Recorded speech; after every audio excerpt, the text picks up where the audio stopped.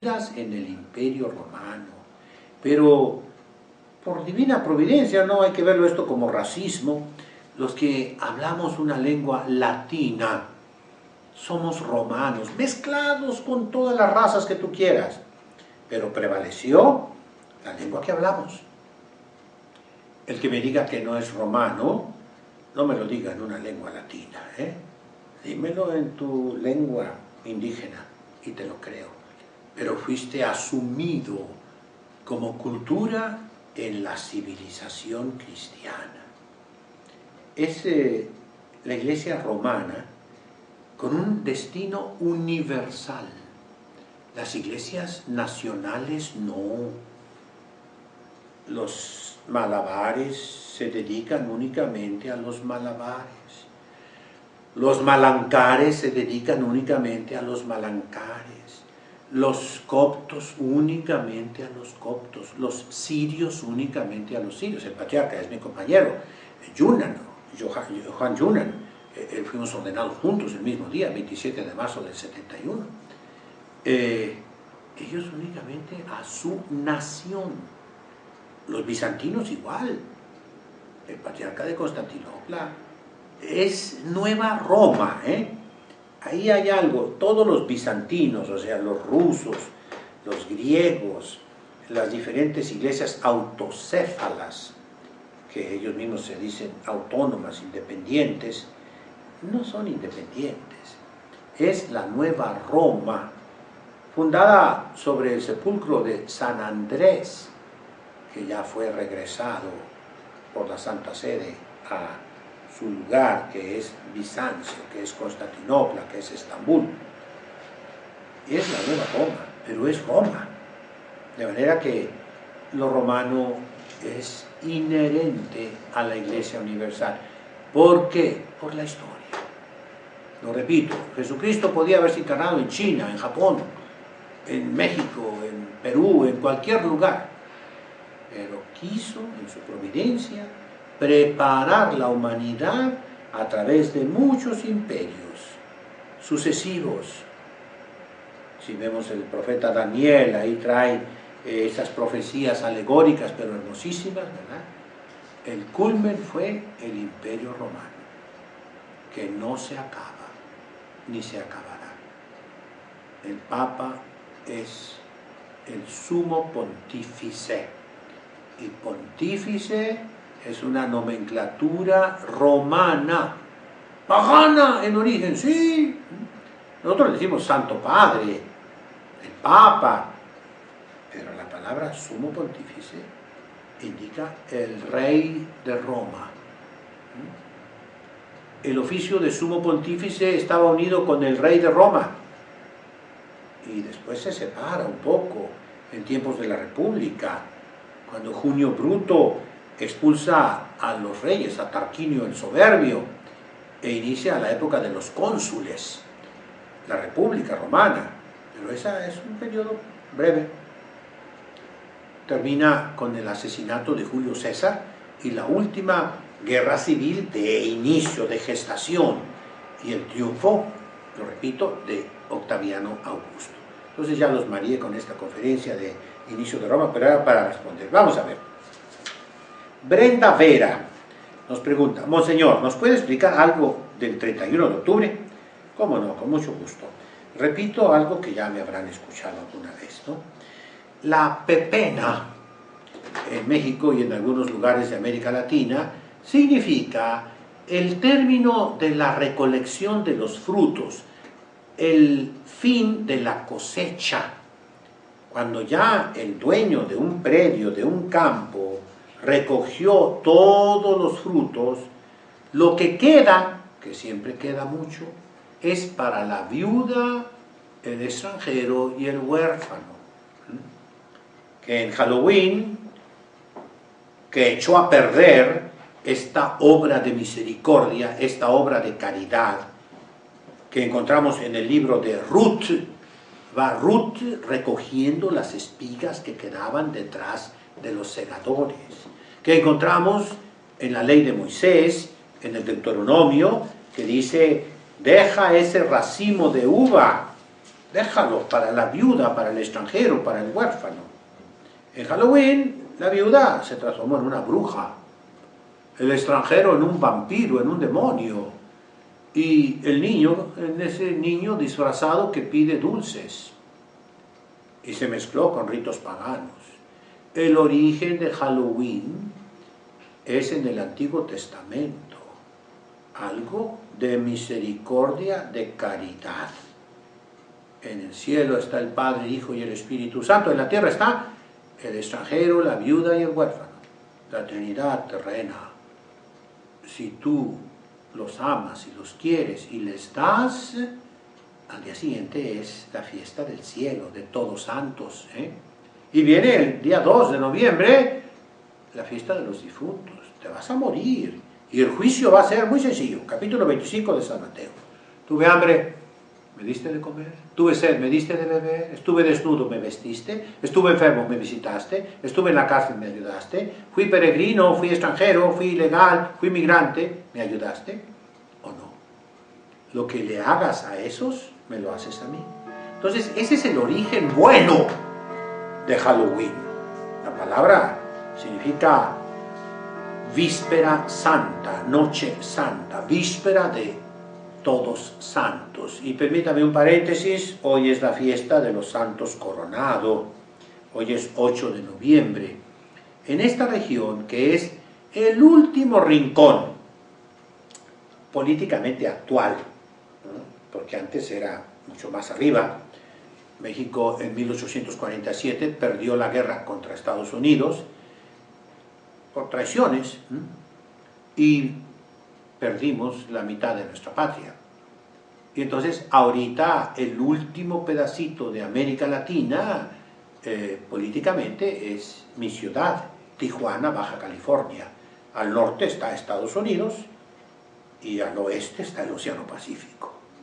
Entonces, en esta región, los primeros descubridores llegaron poniendo nombres de santos.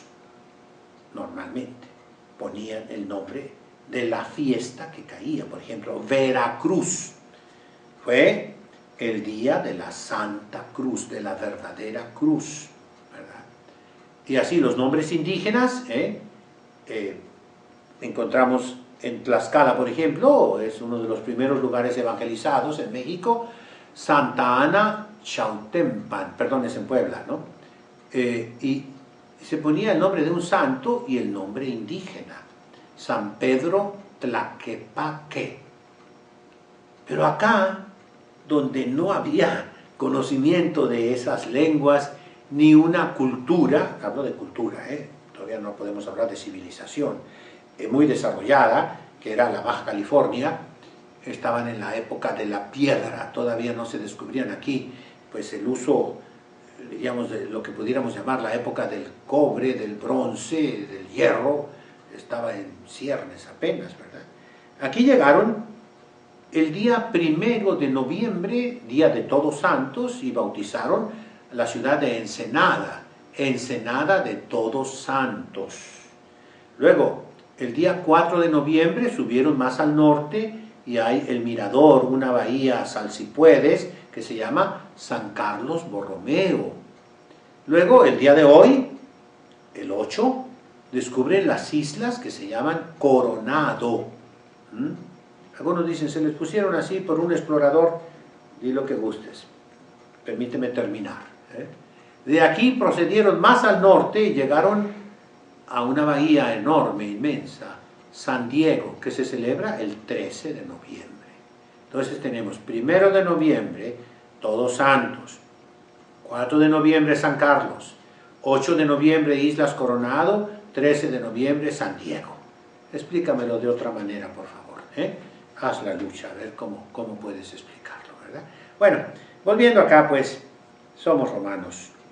Nos guste o no nos guste, Y por ello yo les invito a amar mucho nuestra herencia cultural. Frente al mundo moderno, miren, la teoría de Jorge Soros tiene algo de filosofía, una filosofía terrible, el caos del caos saldrá el nuevo orden mundial, lógicamente, ¿no? Entonces se dedica él a financiar todas las revoluciones posibles, en lo cultural, en lo político, etcétera, ¿verdad? Y de ese caos, ¿qué sale? La pérdida de las identidades nacionales. Miren estas inmigraciones así masivas, desordenadas, ¿qué hacen? Hacen que se pierda la identidad de cada nación. Y así la fuerza que está en la patria, el amor a la patria. Se quieren patrias anónimas, se quiere una globalización cultural que acabe con la civilización cristiana, y se está consiguiendo, ¿eh? Ya hoy todos los países son iguales, en todo hay una homogeneización que quieren las fuerzas del mal, ¿eh? En la diversidad está nuestra fuerza, en la diversidad, pero esto lo dejaremos para otra ocasión. Entonces, la iglesia es romana, y Roma es la sede de San Pedro, ahí murió, y los papas son obispos de Roma. Muy bien lo dijo el Papa Jorge Bergoglio, el actual sumo pontífice llamado Francisco, lo dijo: me han elegido obispo de Roma. Con toda razón, se puede elegir a un argentino, lo repito, a un mexicano, a un chileno, a cualquiera, porque somos romanos. Se podrá exigir también a un alemán, ¿cómo que no? Alemania también es. Se podrá elegir a un chino, que el Imperio Romano no llegó hasta allá, sí. ¿Por qué? Porque el Imperio de Roma es universal por la providencia divina. Y las naciones tienen que reconocer el Imperio de Roma, como los ritos orientales, nacionales, reconocen el Imperio de Roma.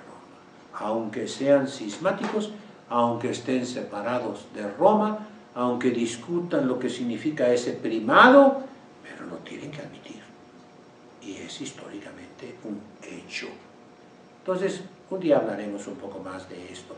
Permítame terminar con los clásicos. Dijimos que los que yo les recomiendo son Julio César, enterito. Cicerón, con una que otra cortita cosita que hay que quitarle, ¿verdad? Después Virgilio, enteramente. Viene luego Horacio. Horacio sí, tiene algunos pedacitos muy inmorales, que yo pido a los profesores, no se los den a los alumnos. Ya crecerán algún día y podrán, si es necesario, verlos en una edición completa, pero las ediciones escolásticas no deben, y de hecho nunca los han tenido, esos pedacitos sucios, ¿verdad? Ovidio es peor, es peor. De Ovidio muy poquito, por favor. De Cátulo casi nada, porque es muy inmoral, muchísimo, muy inmoral. Tenemos nosotros a Juvenal, de él también muy poco, por favor, muy poquito.